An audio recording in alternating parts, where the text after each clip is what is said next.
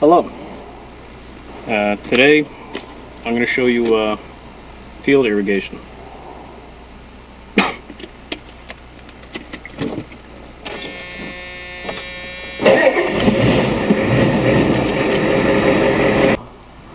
I'm at the edge of the ARP field, and I wanted to show you a little bit about field irrigation. So, a lot of this stuff is hooked up to some flat pipe, but essentially you got a drip irrigation set up out here. And drip essentially is it's like a porous black hose that fills with water and hits a certain pressure, and then water leaks out, and it's very efficient. You really don't lose any water by doing that. So it's pretty good for that. And so that's all well driven. We got a big well over there. It's in the well shack, so you need to go into the little shack in the middle of the yard, go down to the basement of it, and in that basement there's a hole in the floor, and that's the well we pump out of. There's a pipe coming out of it. And if you ever pop the cover and look down in there, well, I've never seen the bottom. So there's a bunch of these boxes spread out, and this basically feeds the whole section. So down here there's a solenoid valve in this box, and basically you twist that little solenoid valve, and that one right there, not that, that's something else, but you twist that little solenoid valve, and eventually you're going to hear it pop. There's a bunch of beetles. Concerning. But you're going to hear it, clatter, clink. You're going to hear the valve hammer a little bit of water hammer, and it's good. Sometimes these boxes flood. And one time a squirrel drowned in one, and let me tell you, feeling around for that valve while there's a dead squirrel in here is really no fun. It wasn't fun to find that in there. So just don't turn it too much, or else it's going to pop, and you don't really want to have to deal with putting that thing back together.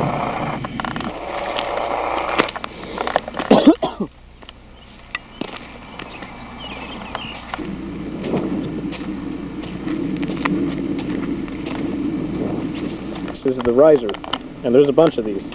Please don't hit them. That's why I have the flag. So these are connected directly to the underground, to the diesel pump, and basically when there's not enough water, you bring out the field gun, which is basically a huge sprinkler. You'll tow it out here with the 4020 or the 2010, and basically you'll hook up a fire hose to one of these risers, get it all nice and sealed, then start up the pump. The pump will, there's a couple of things to make it run to these, but once it runs to these and it's pressurized, it'll basically shoot water out of the field gun, and it'll water pretty much everything out here. So, and there's different rows that we made to make it work. So you'll see.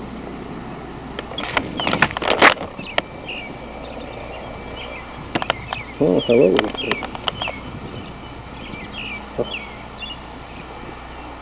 This is the 4020. It's really easy to hook up the field gun, and this is the field gun.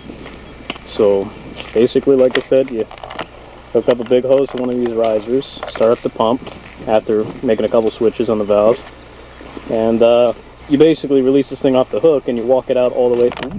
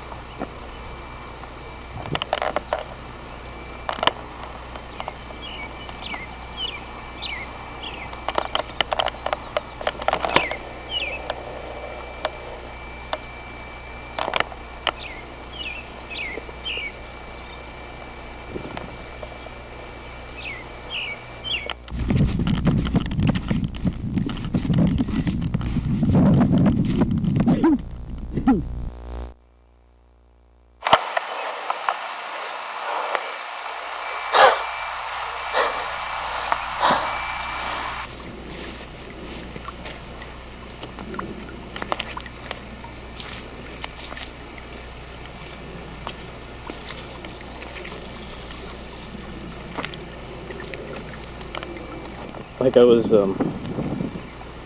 was saying, this is the field gun, and you unspool it and lock it all the way to the end of a row, and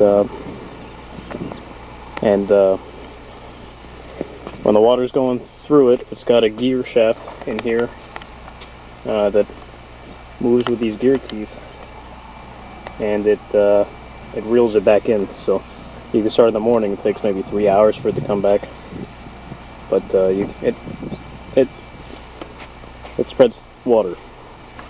Yeah, it's cool stuff.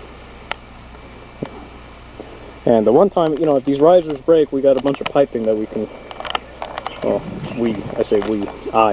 I can cart out from the barn and spread out on the ground and run all the way to the pump, which is probably about a half-mile distance, which is always a bucket of fun. And one time I was hooking it up, I didn't finish, and I came back the next morning to finish hooking everything up.